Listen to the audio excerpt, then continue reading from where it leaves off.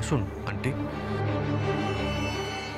না, মা যশের সবে খাওয়াটা শেষ হলো, আমি এখনই যাচ্ছিলাম। একজন মানুষের স্যুপ খেতে কতক্ষণ লাগে সেটা আমার জানা আছে অপরাজিতা। আন্টি আসলে আমি শবনমকে বলেছিলাম একটু বসে যেতে, একটু গল্প করি, তারপর তুমি চলে যেও। আমি তোমার সাথে কথা বলছি না যশ,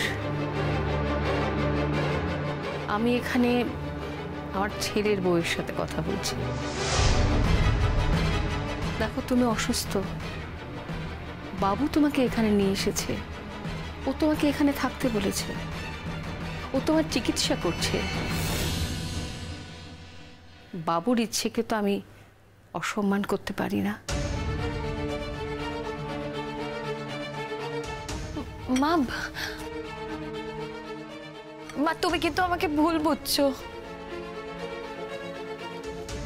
দেখো অপরাজিতা, আমার বয়স কিছু কম হয়নি, তাই কোনটা ঠিক কোনটা ভুল সেটা আমার চোখ এড়ায় না। Aunty aunty sorry sorry aunty, দোষটা আমার। প্লিজ আপনি শবনমকে ভুল বুঝবেন না। যশ,